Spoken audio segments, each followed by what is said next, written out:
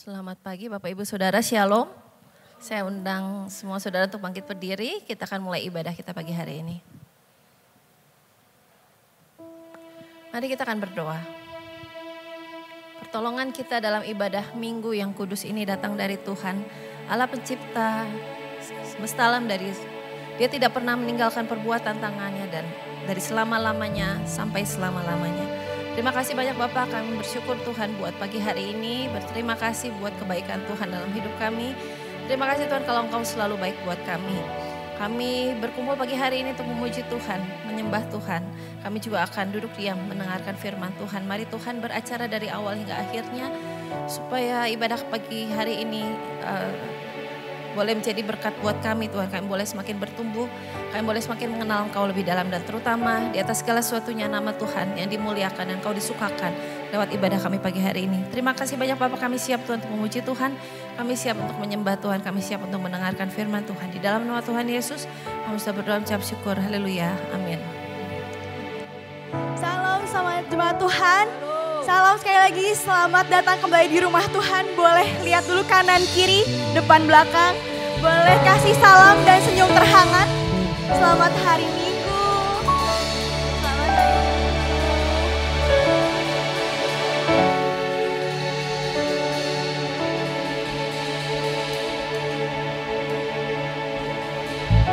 Hari ini datang penuh dengan sukacita, saudara. Boleh lambaikan tangan yang penuh dengan sukacita. Kita hari ini mau memuji Tuhan, amin. Come on, mari bawa hatimu, mari bawa pikiranmu. Let's sing.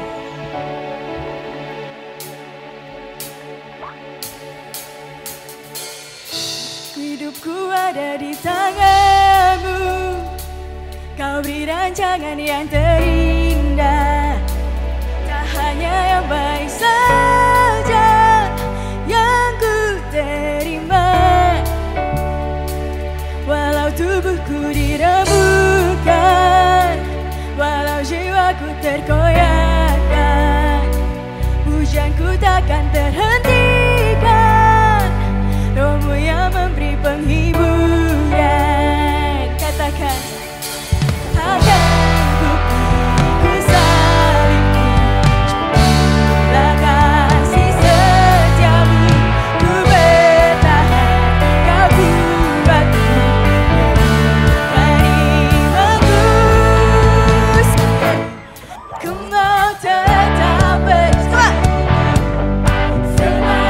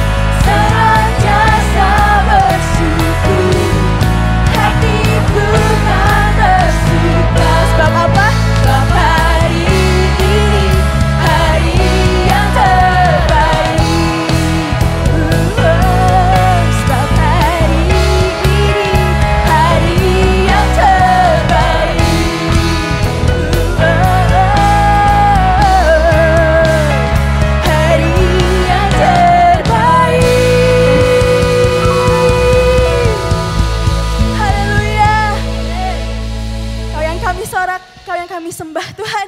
Kami memuji Engkau lebih lagi. Amin. Kami mau serahkan hidup kami ke dalam tangan-Mu. Siap memuji Tuhan lebih lagi jemaat Tuhan. Yes. Kamu boleh kasih sorak-sorai bagi Tuhan kita. Kita bertepuk tangan bersama yuk. Come on, let's sing.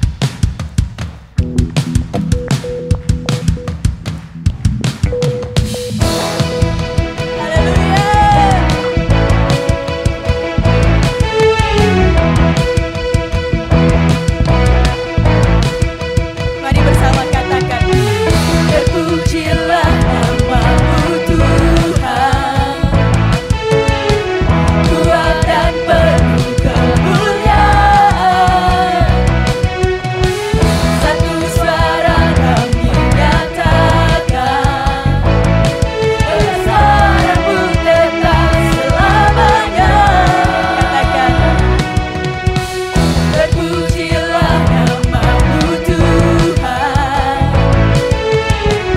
ajaib dan penuh keagungan. Katakan satu hati kami nyatakan, kerajaan-Mu kekal selamanya. Say,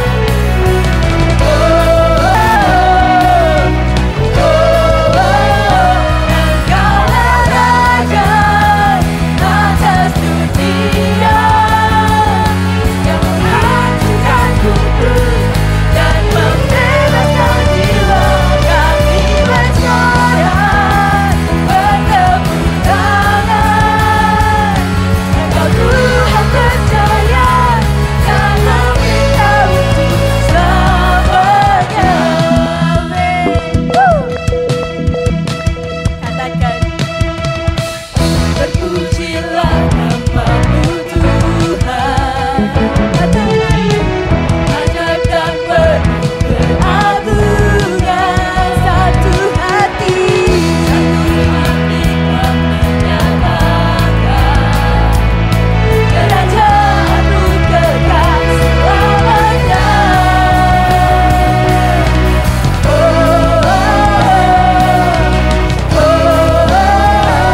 Engkaulah Raja atas dunia, yang menghancurkan kufur dan membebaskan jiwa. Kami bersorak, bertepuk tangan. Engkau Tuhan percaya dan meminta untuk. Engkaulah Raja, katakan, atas dunia, amin, yang menghancurkan kufur dan membebaskan jiwa. Engkaulah Raja atas dunia, yang menghancurkan kufur dan membebaskan jiwa. Kami bersorak, bertepuk tangan. Engkau Tuhan percaya dan meminta untuk. Engkaulah Raja atas dunia, yang menghancurkan kufur dan membebaskan jiwa. Kami bersorak, bertepuk tangan. Engkau Tuhan percaya dan meminta untuk selamanya.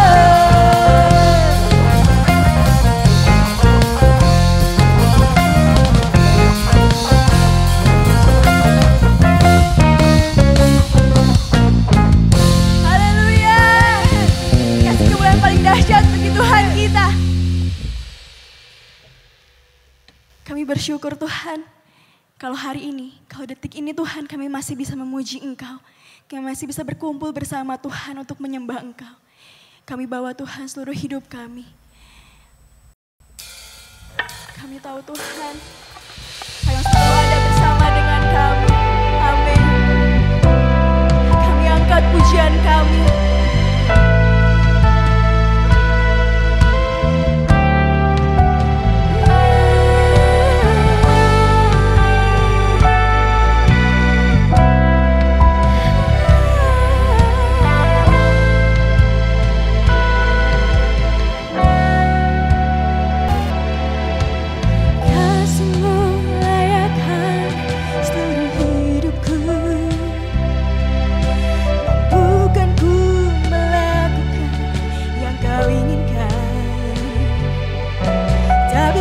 aku terlepas, kau menggenggam tanganku, ingin lebih mengenal pribadimu.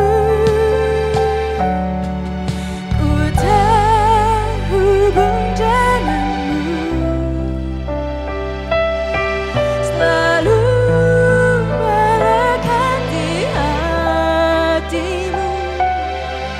Firman-Mu itulah dasar hidupku.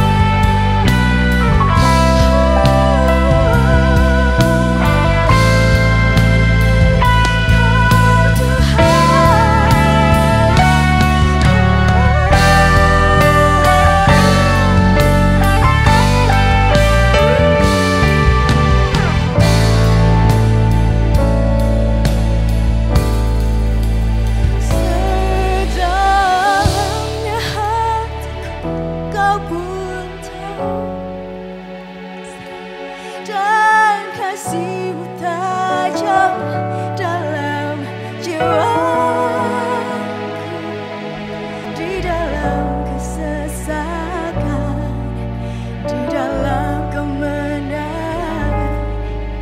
Ku tahu Engkau selalu bersamaku. Sedalamnya hatiku Kau tahu, dan kasih-Mu tajam dalam jiwa, di dalam kesesakan, di dalam kemenangan. Ku tahu Engkau selalu bersamaku, di dalam kesesakan, di dalam kemenangan. Ku tahu Engkau selalu bersamaku, di dalam kesesakan, di dalam kemenangan. Ku tahu Engkau selalu bersamaku.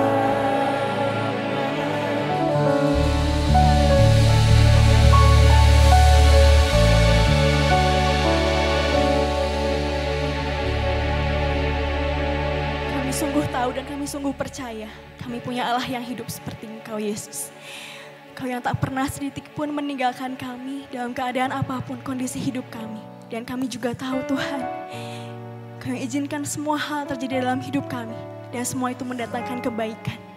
Kami bersyukur Tuhan untuk setiap keberadaan kami hari ini. Bersyukur untuk setiap yang kami alami hari ini Tuhan, detik ini Bapa. Kami hanya mau bilang, kami bangga punya Allah seperti Engkau. Terima kasih Yesus, terima kasih Roh Kudus. Sebenarnya kami juga memberikan persembahan dan mengembalikan perpuluhan. Ajar kami Tuhan untuk memberikan dengan penuh dengan sukacita dan rasa ucapan syukur. Kami serahkan waktu selanjutnya ke dalam tangan-Mu. Dalam nama Tuhan Yesus kami sudah berdoa ucap syukur. Haleluya. Amin. Silakan duduk, selamat memberi.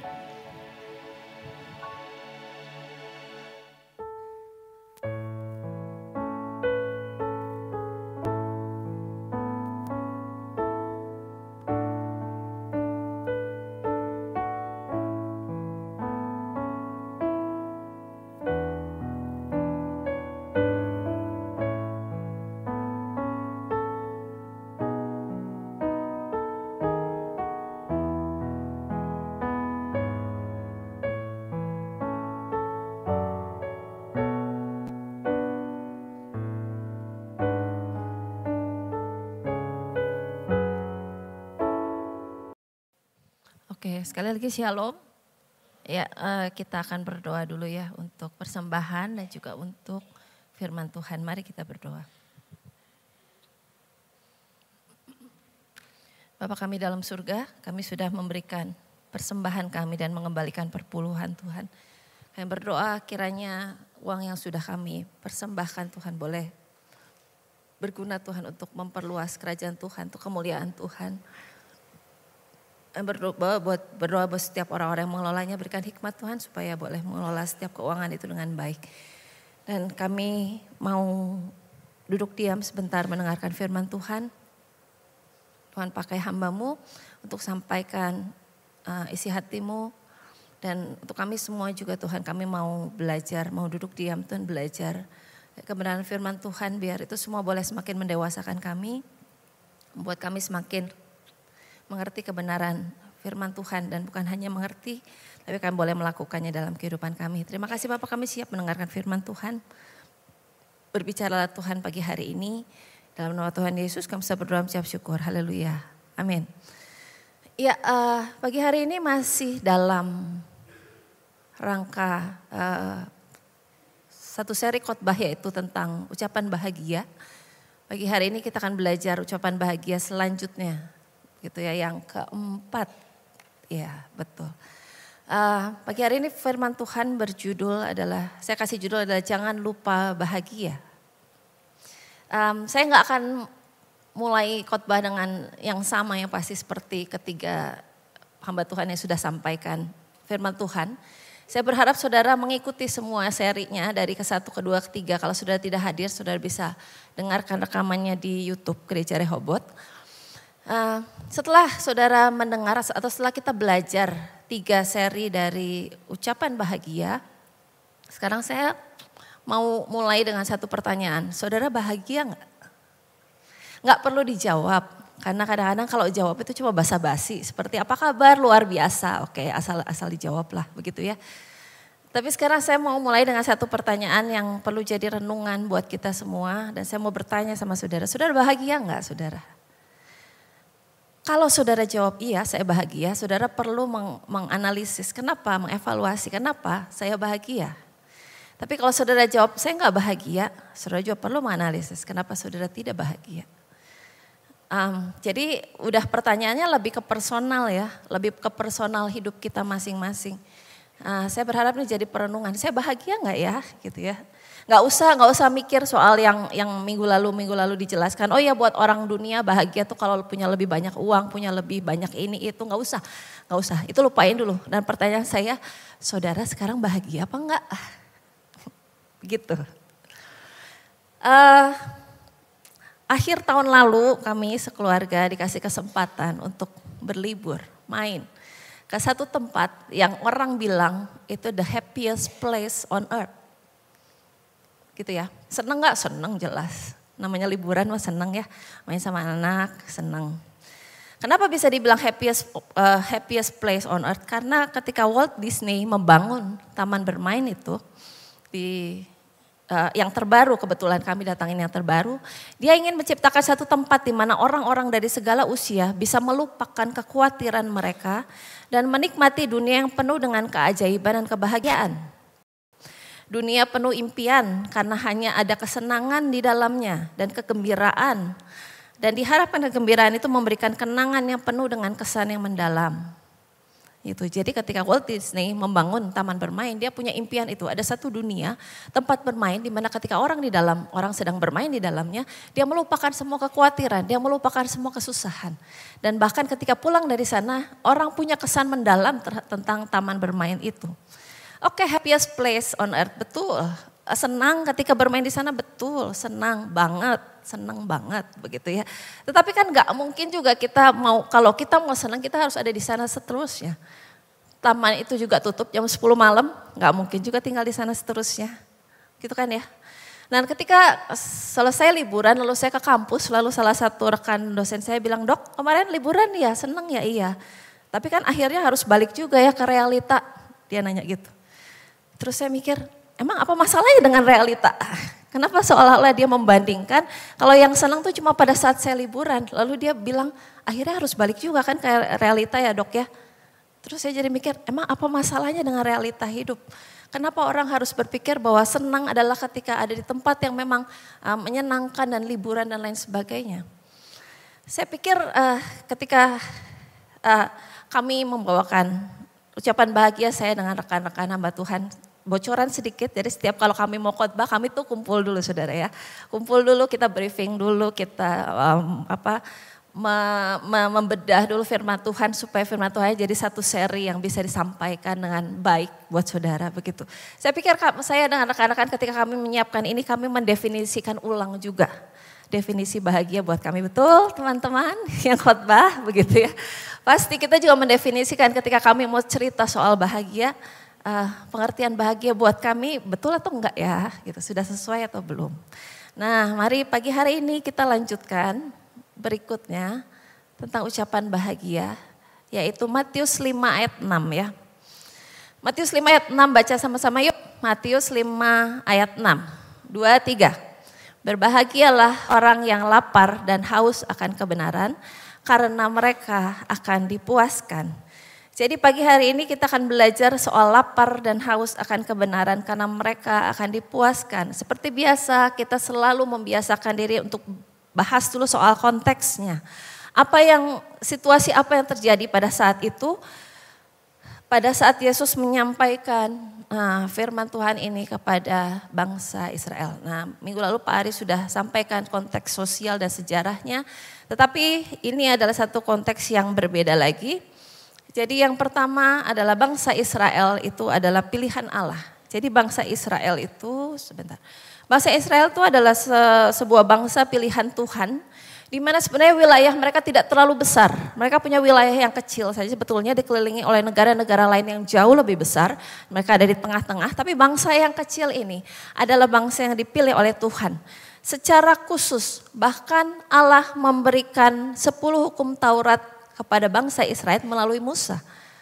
Enggak kepada banyak bangsa, bahkan mungkin negara bangsa lain enggak ada yang terima langsung hukumnya dari Tuhan, gitu ya. Jadi ketika Tuhan mengadakan perjanjian dengan bangsa Israel, Allah memberikan kepada Musa 10 hukum Taurat. Nah, kemudian 10 hukum Taurat itu lalu dijabarkan menjadi ratusan hukum poin tambahan bagi bangsa Israel yang seringkali justru dirasa terlalu mengekang, terlalu detail, terlalu enggak penting gitu ya. Bahkan kemarin saya dapat cerita waktu Pak Ari browsing, cerita soal hukum Taurat tentang Sabat. Katanya salah satu aturan Sabat adalah kalau dia pakai topi, topinya itu enggak boleh terlalu berat karena takut jatuh. Kenapa? Kalau dia pakai topi, terus topinya jatuh, dia ambil, terus dia pegang, itu sudah termasuk bekerja. Ngambil topi yang dipakai sendiri pun nggak boleh, itu termasuk salah satu pelanggaran hari Sabat. Begitu detailnya, begitu rincinya, begitu merepotkannya gitu ya, penjabaran dari hukum Taurat yang 10 sebetulnya. Sehingga bangsa Israel merasa bahwa hukum-hukum yang diberikan kepada mereka, cara mereka untuk beribadah itu semua kan diatur oleh hukum Taurat. Itu begitu mengekang, begitu merepotkan, begitu menyebalkan gitu ya. Jadi ya dan kebenaran yang mereka pikirkan, tadi kan bilang lapar dan haus akan kebenaran. Kebenaran buat bangsa Israel adalah hukum-hukum tadi. Ratusan hukum tadi yang nyebelin, yang ngeselin, yang ngerepotin, yang isinya cuman ini nggak boleh, itu nggak boleh. Bahkan kalau mau ibadah juga harus bawa persembahannya dengan syarat yang macam-macam supaya ibadahnya diterima. Jadi begitu merepotkan. Nah, perjanjian dengan Allah, mereka menganggap itu sebagai covenant of law, perjanjian hukum. Yang penuh dengan hukum-hukum. Oke, mereka jadi bangsa pilihan, oke. Tapi ketika Allah memberikan hukumnya kepada mereka itu malah dianggap sebagai satu hukuman, satu pengekangan, satu ketidakbebasan untuk menjalani hidup. Nah, ketika Yesus bercerita bahwa berbahagialah orang yang lapar dan haus akan kebenaran, Yesus mau memberikan satu paradigma baru atau mengubah paradigma mereka bahwa perjanjian dengan Allah, covenant dengan Allah itu bukan covenant of law, tetapi Yesus mau mengubahnya menjadi covenant of grace. Perjanjian itu bukan perjanjian hukum yang hanya mengikat, tapi perjanjian itu adalah perjanjian kasih karunia, perjanjian anugerah. Seperti begitu. Nah, Yesus mau membalikkan pengertian mereka bahwa hukum-hukum Tuhan itu bukan dianggap sebagai hukum-hukum saja, yang ini enggak boleh, itu enggak boleh. Tetapi perjanjian dengan Allah adalah perjanjian anugerah, perjanjian kasih karunia, covenant of grace. Apa sih sebenarnya perbedaannya? Contohnya covenant of law dan covenant of grace. Sebetulnya itu jadi perenungan juga buat kita ya. Ketika kan ada banyak orang yang bilang, oh kalau ikut Tuhan nggak boleh ini, nggak boleh itu. Kalau baca Alkitab cuma baca bahwa ini nggak boleh, itu nggak boleh, nggak bebas hidupnya katanya jadi orang Kristen. Artinya dia masih menganggap bahwa perjanjian dia dengan Allah, hubungan dia dengan Allah itu adalah covenant of law. Yang dibatasi oleh aturan-aturan. Tetapi harusnya kita mengubah paradigma kita, mengubah pemikiran kita, dan itu yang akan kita pelajari pagi hari ini. Bahwa perjanjian kita dengan Allah adalah covenant of grace. Adalah hubungan atau perjanjian yang penuh dengan kasih karunia dan anugerah. Contohnya gampangnya gini, kalau di rumah saudara, di rumah ada rumah yang punya ART atau asisten rumah tangga, ART. Maka dia memasak di rumah, dia menyiapkan kopi, misalnya pagi-pagi, dia menyiapkan sarapan. Itu based on covenant of law. Itu berdasarkan perjanjian hukum, betul? Ada transaksi yang disepakati di awal. Oke, kamu tugasnya ini, maka saya akan kasih kamu gaji segini. Kalau kamu melanggar gini, kamu akan saya pecat atau gaji kamu saya kurangi. berdasarkan covenant of law, perjanjian hukum. Tetapi kalau seorang istri memasak di rumah, seorang istri menyiapkan kopi buat suaminya, seorang istri menyiapkan sarapan buat suaminya, itu berdasarkan covenant of grace, berdasarkan perjanjian kasih. Paham ya bedanya ya, mengerti ya, semoga mengerti bedanya. Jadi seorang istri nggak pernah pas awal nikah kan ada aturannya job desk yang ini, kalau enggak nanti nggak digaji atau nggak dikasih uang, kan nggak seperti begitu. Dia mengerjakan karena kasih, dia mengerjakan mengikuti semua aturan atau kesepakatan di rumah itu karena dia mengerjakannya karena kasih, bukan karena hukum. Seperti itu bedanya ya. Jadi pagi hari ini kita akan belajar tentang ayat ini khususnya. Mengapa jika kita hidup sesuai dengan kebenaran Allah maka kita akan berbahagia dan dipuaskan. Yang pertama ada 3 poin yang tadi bilang, lapar dan haus akan kebenaran. Yang kedua, lalu yang ketiga dipuaskan. Tapi saya mau balik dulu, kita mau belajar kebenarannya dulu ya. Nah, kebenaran itu asal kata dalam bahasa Yunani atau dalam bahasa Yunaninya adalah dikaiosune. Dikaiosune adalah kebenaran yang sesuai dengan kebenaran Allah, yang mendatangkan keadilan, kebaikan, dan kasih. Jadi kalau kebenaran ini adalah dikaiosune, yang sesuai dengan kebenaran Allah, dan kebenaran itu mendatangkan kebaikan, keadilan, dan kasih. Kalau kita cuma bilang soal kebenaran saja, maka kebenaran itu menjadi rancu. Karena setiap orang punya kebenarannya sendiri-sendiri. Betul ya? Kalau misalnya saya tanya aja, misalnya saudara, bagaimana pendapat saudara bagaimana pendapat saudara tentang gereja yang benar? Yang benar. Sebuah gereja yang benar itu seperti apa? Atau apa yang saudara harapkan dari sebuah gereja yang benar? Dari 170, 180 kita pasti semua punya pendapat masing-masing. Semua punya kebenarannya masing-masing. Menurut saya gereja yang benar tuh harusnya gini. Menurut saya gereja yang benar tuh harusnya gini, harusnya begini, harusnya begitu. Itu baru satu topik, belum topik yang lain. Tapi intinya setiap orang punya kebenarannya masing-masing. Itu sesuai dengan pengalaman hidup kita, sesuai dengan lingkungan kita, sesuai dengan pengalaman hidup kita dan lain sebagainya. Itu mempengaruhi kebenaran yang kita anut dan menurut kita itu benar, itu paling benar. Tetapi saya tidak pernah lupa ayat ini. Amsal 21 ayat 2. Setiap jalan orang adalah lurus menurut pandangannya sendiri, tetapi Tuhanlah yang menguji hati. Jadi kalau kita mau rame dengan kebenaran, mau berantem dengan kebenaran kita masing-masing gak akan pernah selesai. Karena setiap orang punya kebenarannya masing-masing. Tetapi pada akhirnya adalah Tuhan yang menguji. Pada akhirnya kebenaran kita harus diuji dengan kebenaran Tuhan yang tadi dikaiosune. Seperti begitu ya. Nah, dalam konteks teologi Kristen, dikaiosune sering dikaitkan dengan kebenaran Tuhan dan integritas moral dari para penganutnya. Ini menandakan hidupnya harus sesuai dengan hukum Allah, yaitu kehidupan yang adil dan benar seperti tadi. Nah, mundur sedikit ke Perjanjian Lama. Perjanjian Lama dalam bahasa Ibrani digunakan kata sedekah. Sedekah itu kebenaran juga, dan orang yang melakukannya namanya sadikim. Jadi sedekah ini menekankan bahwa kebenaran bukan hanya tentang mengikuti aturan, tetapi juga tentang menunjukkan keadilan, kebaikan, dan kasih. Sama seperti tadi, keadilan, kebaikan, dan kasih. Begitu ya. Lalu ayat yang digunakan, salah satu ayat digunakan adalah Amsal 11 ayat 10. Bila orang benar mujur, beria-rialah kota. Jadi bila orang benar, itu digunakan sadikim di sini, kata sadikim di sini. Bila orang benar mujur, maka kota itu beria-ria. Karena ada orang-orang yang menunjukkan kebenaran, keadilan, kasih. Gitu ya. Lalu, lanjut dulu. Nah, dalam perjanjian baru, sedekah itu tadi diartikan menjadi dikaiosune itu. Nah, dikaiosune ini sering muncul dalam ajaran Yesus dan surat Paulus. Jadi Yesus yang di Matius tadi dan juga surat Paulus. Salah satu surat Paulus yang menggunakan ayat ini adalah Roma 1 ayat 17. Yang mengatakan bahwa sebab di dalamnya nyata kebenaran Allah yang bertolak dari iman dan memimpin kepada iman, seperti ada tertulis orang benar akan hidup oleh iman. Nah, di sini dibilang kebenaran Allah itu bertolak dari iman dan memimpin kepada iman. Jadi untuk mencapai dikaiosune, untuk mencapai kebenaran ini, kita tidak bisa mengerjakannya dengan kemampuan sendiri. Ini dianugerahkan oleh Tuhan, oleh iman. Jadi mau sebaik-baiknya hidup kita, sebenar-benarnya hidup kita, manusia berusaha untuk mencapai kebenaran itu gak akan pernah bisa. Hanya bisa karena kalau Tuhan yang menganugerahkan lewat iman. Jadi dikaiosune adalah, jadi dikaiosune adalah kebenaran yang sesuai dengan kebenaran Allah yang mendatangkan keadilan, kebaikan dan kasih.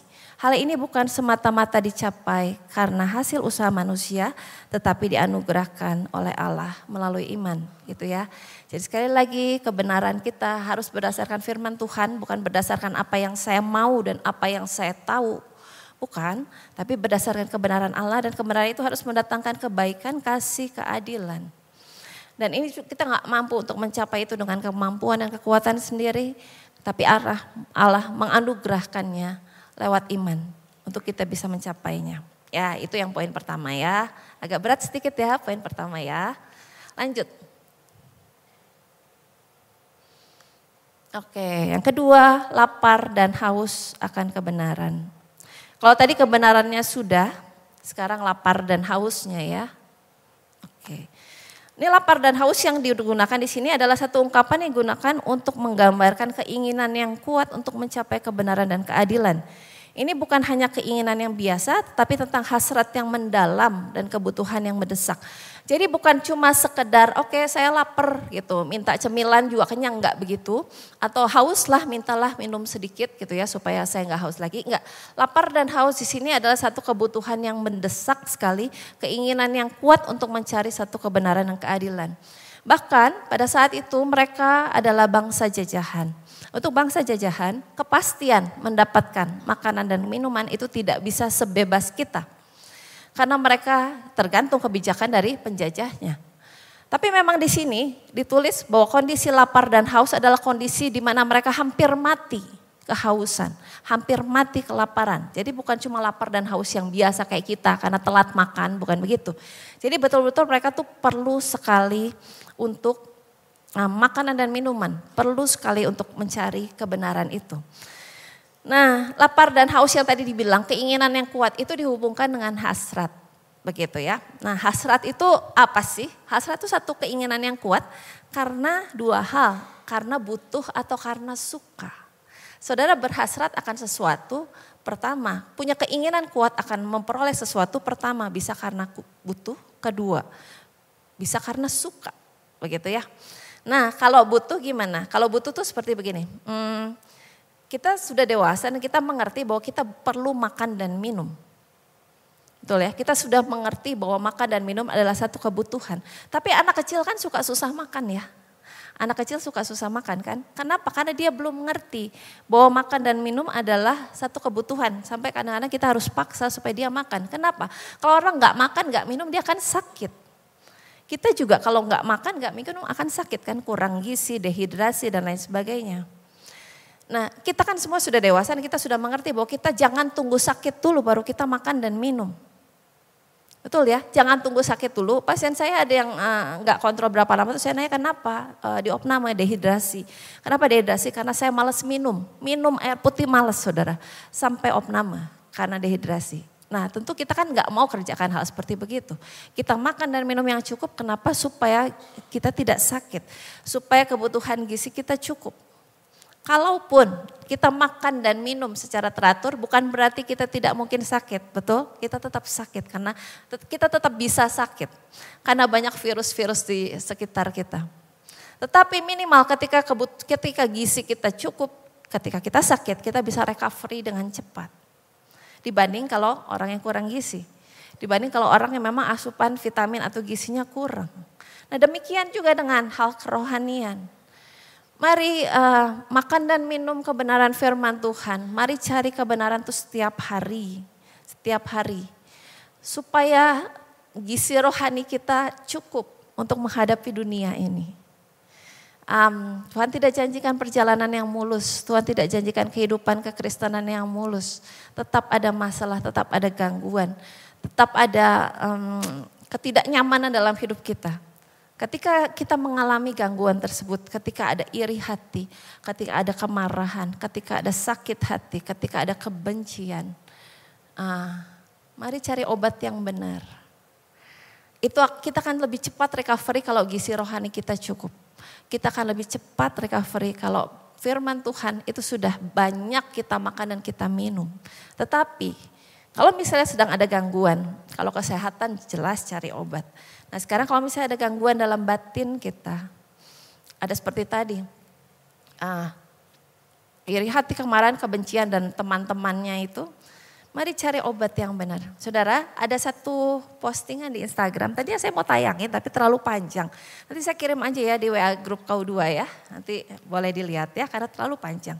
Jadi intinya ada seorang ibu, berapa bulan lalu kalau nggak salah, itu di negara barat sana, dia mau menuntut AI karena AI menyebabkan anak laki-lakinya bunuh diri. Jadi dia punya anak kalau nggak salah 16 tahun dan anaknya punya masalah. Nggak tahu masalah di sekolah atau apa, lupa. Pokoknya dia punya masalah dan akhirnya pelajaran anaknya menurun dan lain sebagainya. Lalu anaknya mulai chatting di AI gitu. Akhirnya dia ketemu teman imajiner gitu ya. Ada sosok imajiner yang menemani dia untuk chatting dan sosok imajinernya itu menamakan dirinya Daenerys Targaryen. Kalau buat teman-teman ini yang pernah nonton Game of Thrones, itu salah satu tokohnya dan memang cantik banget di film itu. Nah, sosok imajiner ini menemani anak ini untuk chatting terus. Chatting seperti kalau kita ngobrol sama orang, makin lama percakapannya makin intim, bahkan menjurus percakapan seksual. Dan makin lama karena makin intim, jadi ketika si anak yang dicerita bahwa dia punya masalah, lalu sama si tokoh imajiner itu ditanya, kamu pernah berpikir untuk suicide enggak? Pernah berpikir untuk bunuh diri enggak?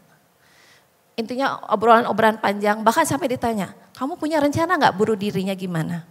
Kan karena ini sudah dekat, udah percakapan walaupun nggak pernah ketemu orangnya karena percakapan imajiner saja, tokoh imajiner saja. Tapi mungkin karena dia sudah entah dekat atau seperti bagaimana, akhirnya diikutin dong dan anaknya bunuh diri. Dan mamahnya syok lihat itu percakapan ya obrolan dia dengan tokoh imajiner. Nanti saya kirim ya di grup kau 2 ya, karena terlalu panjang itu di IG itu. Jadi ketika memang kita semua, kita nggak pernah terlepas dari luka batin, apapun semuanya. Tapi jangan cari obat yang salah, carilah kebenaran firman Tuhan. Ya, karena itu adalah kebenaran yang harus kita kerjakan. Jangan makin sakit, jangan salah obat dan makin sakit. Nah yang pertama tadi kan butuh ya, hasrat itu karena butuh.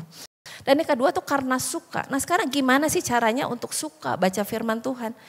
Kan di Mazmur bilang di Mazmur 119 ayat 97, betapa ku cintai Tauratmu, aku merenungkannya firman Tuhan, aku merenungkannya sepanjang hari. Nah kan kadang-kadang jujurnya kita males lah ya baca firman Tuhan, jujur lah begitu ya. Gimana caranya untuk suka, gimana caranya untuk bisa sampai mencintai. Saya ingat salah satu dosen saya waktu kami kuliah dulu beliau bilang begini, lakukanlah disiplin rohani sampai kita tidak merasa terpaksa lagi melakukannya karena cinta sudah mengambil alih. Itu saya ingat terus, lakukanlah disiplin rohani sampai kita tidak merasa terpaksa lagi melakukannya karena cinta sudah mengambil alih. Misalnya gini, pertama mungkin kita ibadah males misalnya. Tapi kalau kita udah biasa hari Minggu, apa saudara masih merasa terpaksa lagi? Saya pikir enggak, kita udah suka untuk ibadah. Kenapa? Karena kita senang berkumpul, kita senang memuji Tuhan, kita senang sama-sama belajar, gitu kan ya. Kalau melayani, mungkin awal-awal untuk disiplin rohani, untuk melayani, malas harus extra time lagi, kasih waktu energi lagi untuk melayani. Tapi kalau kita membiasakan terus lama-lama, pelayanan gak menjadi satu hal yang terpaksa lagi. Kenapa? Karena kita suka melakukannya, cinta sudah mengambil alih. Demikian juga firman Tuhan. Baca terus, renungkan siang dan malam, setiap pagi saat teduh, sehingga saat teduh bukan menjadi satu hal yang harus lagi. Bukan harus, tapi kita suka untuk setiap pagi bangun dan baca firman Tuhan. Ya, harus bisa sampai ke seperti Mazmur tadi katakan, betapa ku cintai Tauratmu, mencintainya dan merenungkannya siang dan malam, enggak terpaksa lagi. Tetapi kesadaran bahwa kita perlu kebenaran firman Tuhan untuk mengisi batin kita. Dan yang ketiga, ya, maka kamu akan dipuaskan. Tadi kan berbahagialah orang yang lapar dan haus akan kebenaran, maka kamu akan dipuaskan.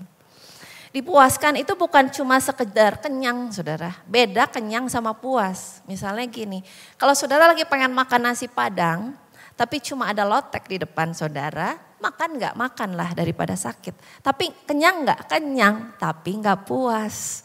Karena pinginnya nasi Padang, begitu ya. Beda kalau memang saudara mau pengen nasi Padang dan ada nasi Padang lengkap. Saudara makan sampai puas.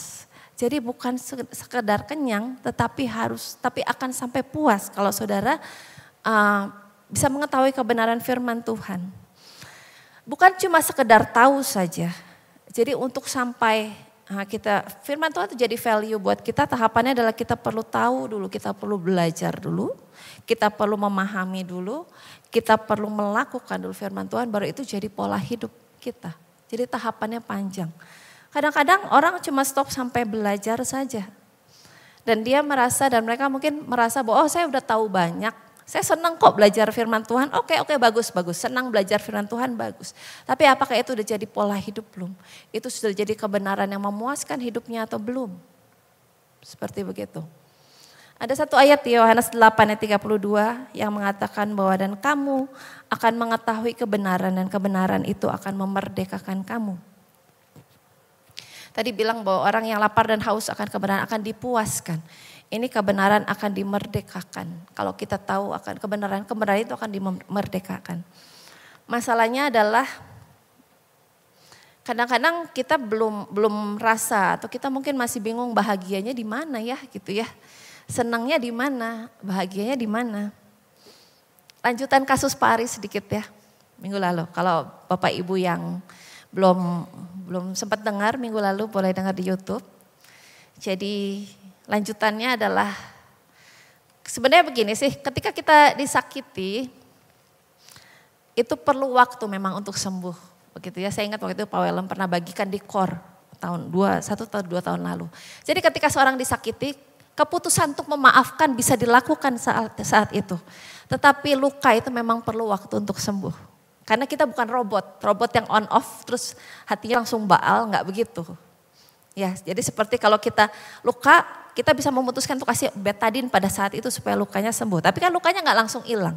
Dia perlu waktu beberapa hari untuk sembuh. Nah, jadi untuk kasus kelanjutan yang minggu lalu kan kami juga tidak langsung sembuh. Begitu ya, kami hamba Tuhan juga manusia, tidak bisa langsung sembuh. Nah, ceritanya Pak Ari itu punya aplikasi Bible, YouVersion yang connect dengan jam tangannya. Jadi setiap pagi kalau saudara punya aplikasi itu, Bible atau YouVersion itu, dia tuh renungannya tuh random banget. Setiap hari pagi kirim satu ayat dan itu random. Jadi bukan yang urutan gitu ya. Nah Pak Ari itu connect itu, ayat itu connect ke HP-nya, ke jam tangannya dari aplikasi di HP-nya. Jadi berapa hari kemudian setelah itu dalam kondisi kita juga belum terlalu sembuh begitu ya, masih sakit hati lah begitu. Tapi kita sudah memutuskan untuk kita mau kerjakan yang benar seperti begitu ya. Nah terus pagi-pagi dia bangunin dan dia baca nih, aku dibangunin dengan ayat, kasihilah musuhmu dan berdoalah bagi mereka yang menganiaya kamu. Gitu ya. Sampai saya bilang nggak bisa itu ayat itu minggu-minggu depan lagi aja deh, besok-besok lagi gitu ya. Orang masih luka gitu, orang masih kesel, kok dikasih ayatnya itu. Kasihilah musuhmu dan berdoa bagi mereka yang menganiaya kamu. Dipuaskan sebelah mana gitu. Maunya kan kalau secara manusia itu namanya dipuaskan itu ya. Kan apalagi kan minggu lalu kan kita disampaikan bahwa pembalasan itu bukan hak kita. Pembalasan itu hak Tuhan. Maunya kan ya mungkin seperti perjanjian lama yang api turun dari langit dan membakar gitu ya misalnya begitu ya. Dan kita melihat pembalasan Tuhan. Maunya kan secara manusia begitu. Tapi malah dapat ayatnya begitu. Terus lalu kan itu bertanya-tanya puasnya sebelah mana? Dipuaskan sebelah mana? Berbahagia sebelah mana, orang masih sakit terus disuruh doain pula gitu. Tapi memang ya jujurnya memang ketika kita menyiapkan ini, ketika saya juga menyiapkan ini adalah berbahagia dengan satu dimensi yang baru, begitu ya. Berbahagia yang nggak seperti dunia pikirkan, nggak seperti selama ini kita pikirkan. Mungkin selama ini apa yang kita pikirkan tuh hanya kesenangan saja, gitu, bukan bahagia, tapi kesenangan saja. Apa sih bedanya senang dan bahagia? Senang itu biasanya hanya merujuk pada perasaan gembira atau puas yang bersifat sementara. Jadi kalau saudara liburan itu senang tapi sementara. Pulang beda lagi kan situasinya. Kalau saudara nonton film bagus itu senang. Itu bukan bahagia, itu senang. Gitu ya. Atau kalau saudara makan makanan yang favorit lalu saudara menjadi kenyang dengan enak banget itu senang, bukan bahagia. Senang itu adalah dari luar ke dalam. Tetapi bahagia lebih mendalam dan berkelanjutan dibanding dengan senang. Bahagia seringkali kaitkan dengan kepuasan hidup yang lebih luas dan perasaan damai yang lebih stabil, begitu ya. Jadi ya semua ada dalam perjalanan iman masing-masing. Bahkan menemukan belajar tentang kebahagiaan juga struggle buat kita juga gitu ya, buat kita semua juga. Bahagia, makanya tadi pertanyaan awal, saudara bahagia gak sih? Gak usah juga sebut gak bahagia karena belum belajar yang ucapan bahagia ini, enggak juga. Hidup kita adalah hidup yang bahagia karena kita adalah anak-anak Tuhan yang sudah ditebus oleh Tuhan. Tetapi mari belajar satu dimensi baru lagi dari bahagia.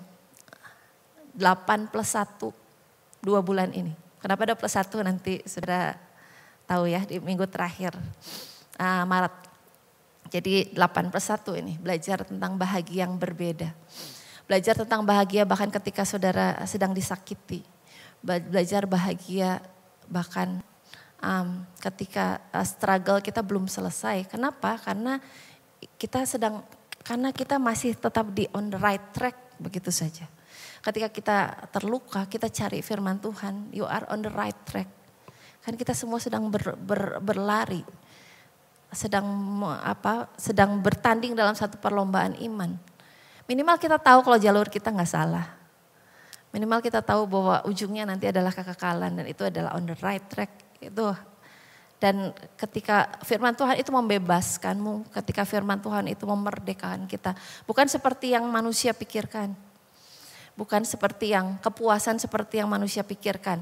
Tetapi kepuasan dan kemerdekaan karena Tuhan masih tetap menjaga, karena kita masih on the right track. Karena kita tahu kebenaran yang lebih dasar dari segala sesuatu. Bukan cuma sekedar kesenangan dunia saja. Mari berjuang, jangan lupa bahagia. Hidup kita bahagia kok gitu ya.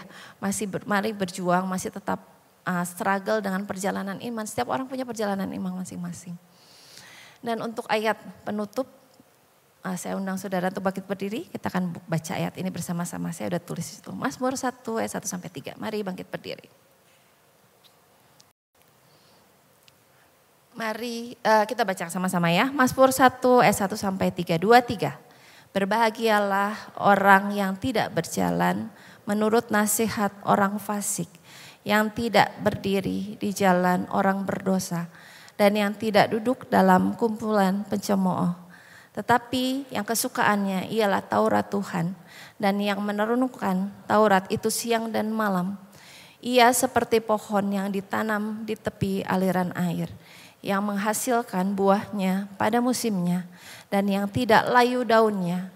Apa saja yang diperbuatnya berhasil. Jangan lupa bahagia, Tuhan Yesus memberkati. Mari kita berdoa. Bapa kami dalam surga, terima kasih Tuhan buat pagi hari ini. Kami bersyukur Tuhan kalau firman Tuhan memerdekakan kami. Kami bersyukur firman Tuhan bebaskan kami Tuhan. Kami semua sedang dalam perjalanan iman kami masing-masing. Dalam perlombaan iman kami masing-masing. Tuhan Kau tolong kami Tuhan, Kau tuntun kami Tuhan. Supaya kami selalu hidup dalam perjalanan, dalam pengiringan kami kepada Tuhan. Semakin bertumbuh lagi, semakin bertambah lagi dalam iman kami, dalam pengenalan kami akan Tuhan. Terima kasih Tuhan, kami bersyukur Tuhan kalau firman Tuhan itu boleh senantiasa menjadi penuntun kami. Pelita bagi kaki kami Tuhan dan terang bagi jalan kami. Tolong supaya kami tidak salah melangkah karena kami adalah anak Tuhan dan kami rindu untuk selalu menyukakan hati Tuhan. Terima kasih banyak Bapak, kami bersyukur berkati Tuhan jemaat KU2. Biar kami boleh semakin menyukakan hati Tuhan dalam hidup kami. Dalam nama Tuhan Yesus kami berdoa mengucap syukur. Haleluya. Amin. Silakan duduk.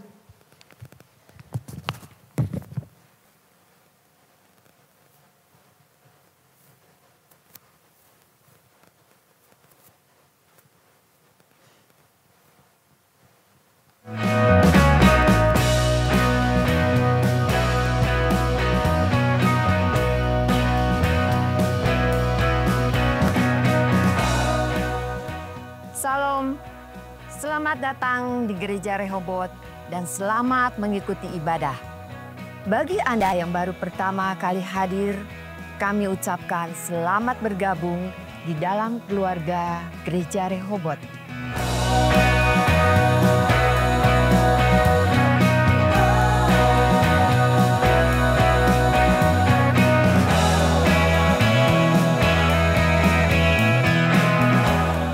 Selama bulan Februari dan Maret, kita akan memaknai ucapan bahagia yang diajarkan oleh Yesus Kristus. Jangan lewatkan seri ini setiap minggunya. Kami juga mengundang Anda untuk mengikuti beberapa acara yang akan semakin melengkapi dan memberikan pemahaman lebih dalam akan Yesus Kristus. Hadiri dan jadilah berkat bagi banyak orang. Saudara, sebagai orang Kristen, kita diajarkan untuk mengampuni orang yang bersalah kepada kita. Namun, kita mengetahui bahwa mengampuni bukanlah hal yang mudah. Lalu bagaimana kita melakukannya?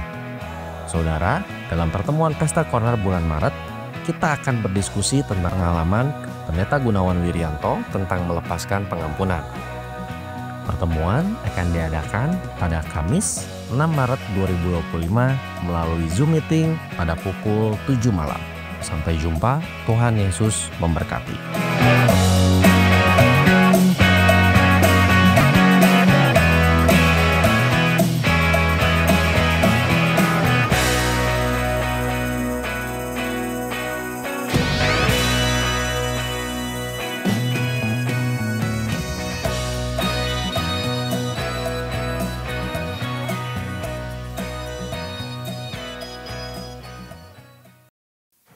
Ya, puji Tuhan, saudara, kita akan teruskan dengan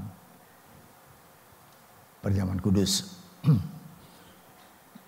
Kalau sudah perhatikan biasanya sebelum minggu perjamuan kudus selalu diumumkan supaya kita mempersiapkan diri untuk makan dan minum perjamuan kudus. Jadi maksudnya supaya kita tidak makan dan minum perjamuan kudus ini secara rutinitas. Tapi setiap kali kita menerima sakramen perjamuan kudus ini, kita mengingat begitu besar kasih Allah dalam kehidupan kita, di mana kita dapat anugerah Tuhan. Kita boleh ada seperti apa kita ada pada saat ini, itu karena kasih karunia Tuhan.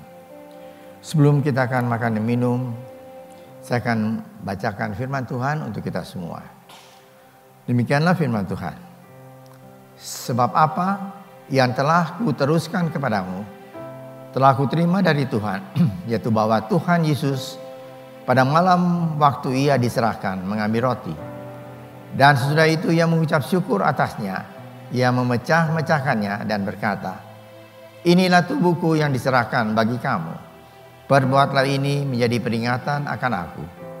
Demikian juga ia mengambil cawan sesudah makan, lalu berkata, cawan ini adalah perjanjian baru yang dimeteraikan oleh darahku. Perbuatlah ini setiap kali kamu meminumnya menjadi peringatan akan aku. Sebab setiap kali kamu makan roti ini dan minum cawan ini, kamu memberitakan kematian Tuhan sampai ia datang. Jadi barang siapa dengan cara yang tidak layak makan roti atau minum cawan Tuhan, ia berdosa terhadap tubuh dan darah Tuhan. Karena itu hendaklah tiap-tiap orang menguji dirinya sendiri, dan baru sudah itu ia makan roti dan minum dari cawan itu. Karena barang siapa makan dan minum tanpa mengakui tubuh Tuhan, ia mendatangkan hukuman atas dirinya. Sebab itu banyak di antara kamu yang lemah dan sakit, dan tidak sedikit yang meninggal. Kalau kita menguji diri kita sendiri, hukuman tidak menimpa kita. Tetapi kalau kita menerima hukuman dari Tuhan, kita dididik supaya kita tidak akan dihukum bersama-sama dengan Dia. Saudara, firman Tuhan sudah dibacakan untuk kita semua. Kira-kira apa yang harus kita lakukan sebelum kita menerima perjamuan kudus? Ayat-ayat tadi jelas sekali menerangkan supaya kita makan dan minum perjamuan yang sudah Tuhan sediakan untuk kita semua dengan cara yang layak. Karena kalau tidak, kita berdosa terhadap tubuh dan darah Tuhan. Sebab itu saudara, kita akan lanjutkan dengan makan dan minum perjamuan kudus. Saya undang untuk kita berdiri bersama, kita akan nyanyi satu kur dan kita akan masuk dalam doa. Tuhan Yesus, Kau dengan cintanya mati karena dosaku,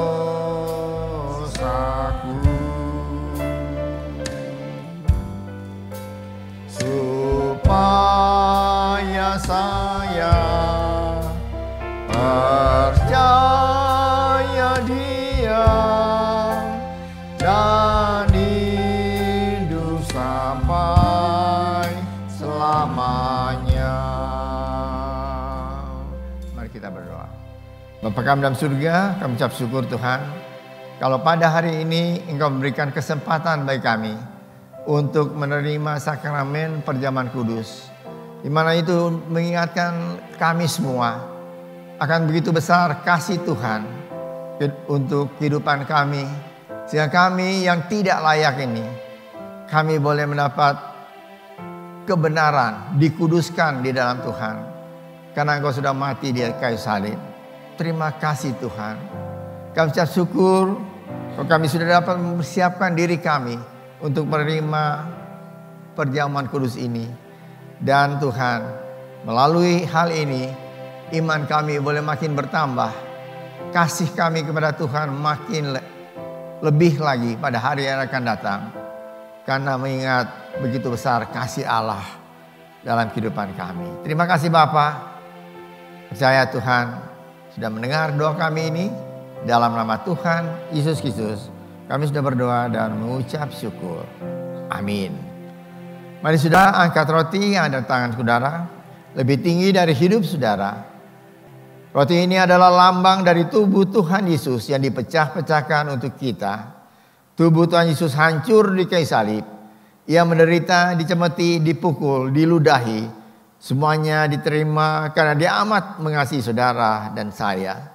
Yesus yang tidak mengenal dosa telah dibuatnya menjadi dosa karena kita, supaya di dalam Tuhan Yesus kita dibenarkan oleh Allah, kita diselamatkan dan memperoleh hidup yang kekal.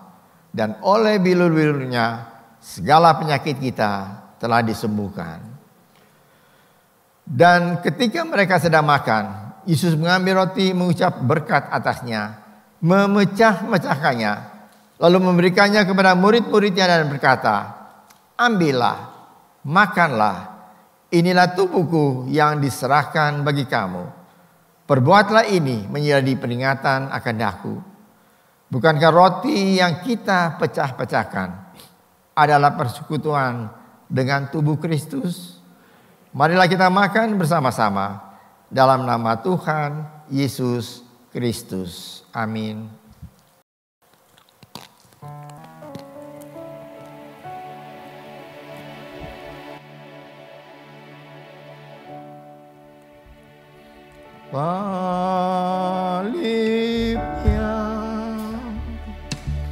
Salibnya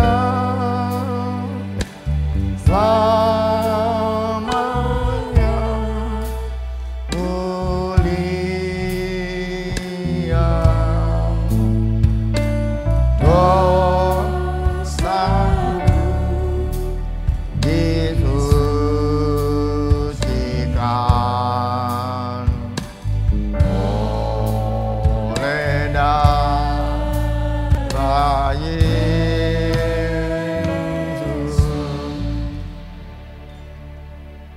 Mari saudara, angkat cawan yang berisi anggur di tangan kanan saudara, lebih tinggi dari hidup saudara. Cawan anggur ini adalah lambang darah Yesus yang tercurah untuk menyucikan segala dosa kita. Bagaimanapun besar, berat dan hitamnya dosa kita, darah Yesus menyucikan kita. Dan jika kita mengaku dosa kita, maka Ia adalah setia dan adil dan akan mengampuni segala dosa kita dan menyucikan kita dari segala kejahatan. Kita dibenarkan, kita dikuduskan di dalam Kristus dan diangkat menjadi anak-Nya. Sesudah makan, Ia mengambil cawan, mengucap syukur, lalu memberikan kepada mereka dan berkata, "Cawan ini adalah perjanjian baru yang dimeteraikan oleh darahku. Minumlah kamu semua, sebab inilah darahku, darah perjanjian yang ditumpahkan bagi banyak orang untuk pengampunan dosa. Perbuatlah ini setiap kali kamu meminumnya menjadi peringatan akan daku." Bukankah cawan pengucapan syukur yang atasnya kita ucapkan syukur adalah persekutuan dengan darah Kristus? Marilah kita minum bersama-sama dalam nama Tuhan Yesus Kristus. Amin.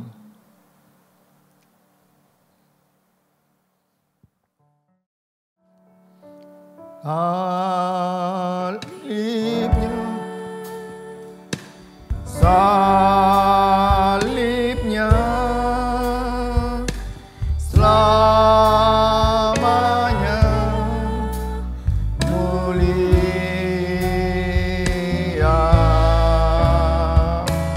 dosaku disucikan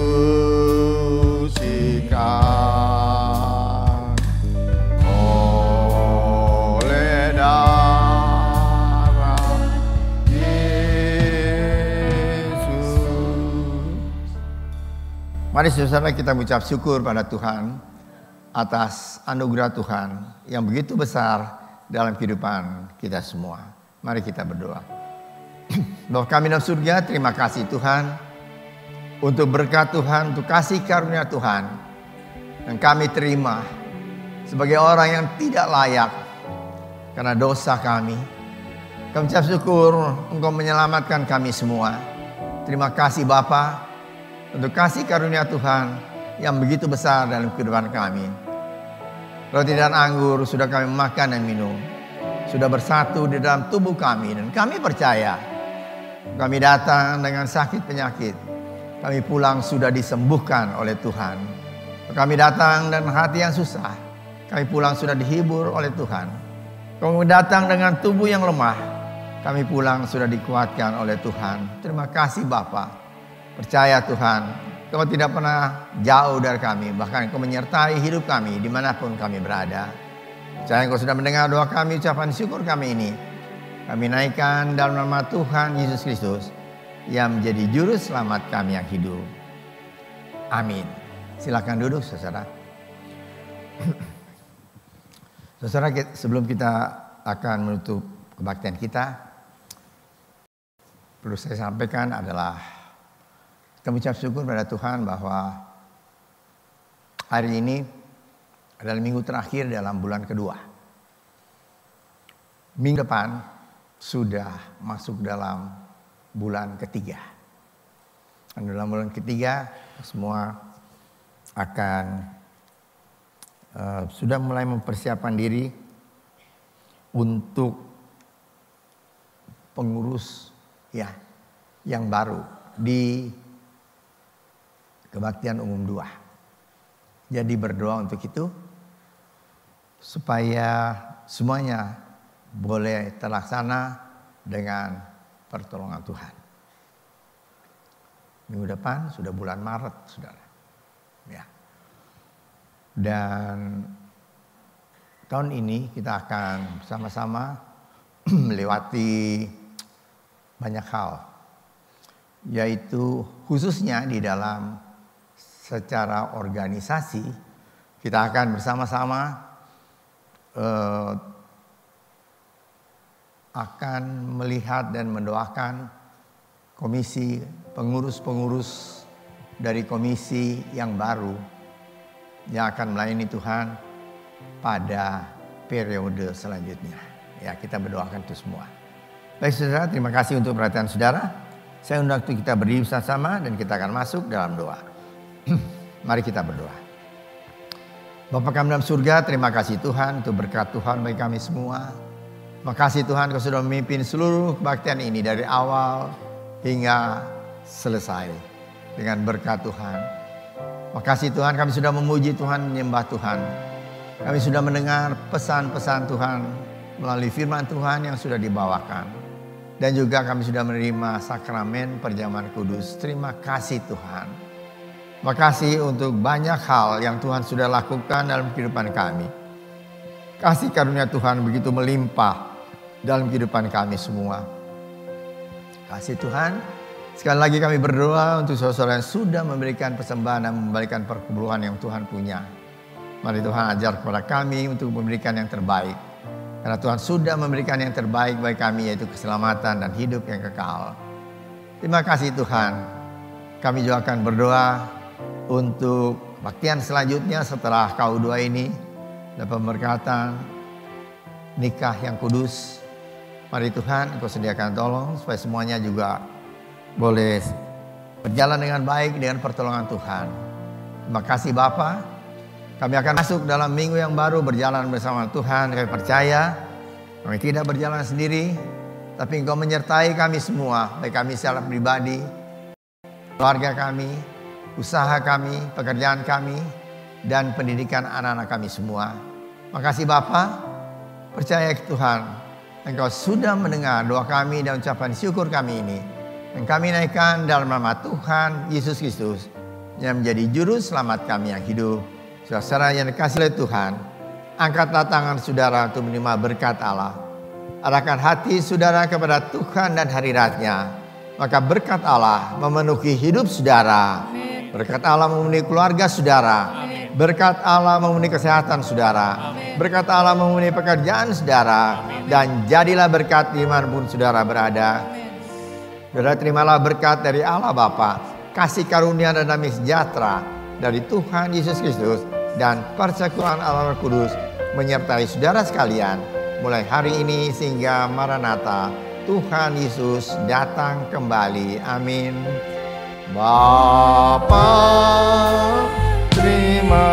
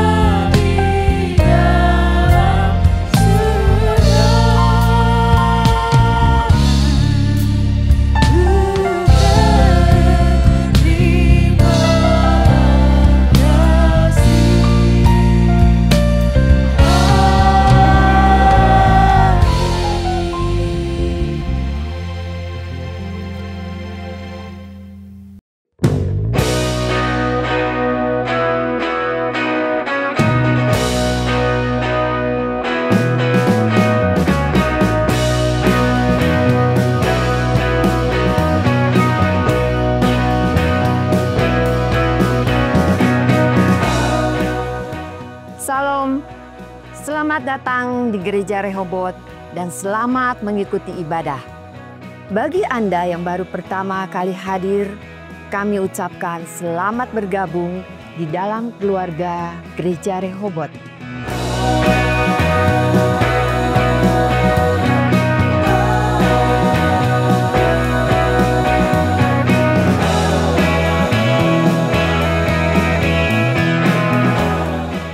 Selama bulan Februari dan Maret, kita akan memaknai ucapan bahagia yang diajarkan oleh Yesus Kristus. Jangan lewatkan seri ini setiap minggunya. Kami juga mengundang Anda untuk mengikuti beberapa acara yang akan semakin melengkapi dan memberikan pemahaman lebih dalam akan Yesus Kristus. Hadiri dan jadilah berkat bagi banyak orang. Saudara, Sebagai orang Kristen, kita diajarkan untuk mengampuni orang yang bersalah kepada kita. Namun, kita mengetahui bahwa mengampuni bukanlah hal yang mudah. Lalu bagaimana kita melakukannya? Saudara, dalam pertemuan Pesta Corner bulan Maret, kita akan berdiskusi tentang pengalaman Pendeta Gunawan Wirianto tentang melepaskan pengampunan. Pertemuan akan diadakan pada Kamis 6 Maret 2025 melalui Zoom meeting pada pukul 7 malam. Sampai jumpa, Tuhan Yesus memberkati.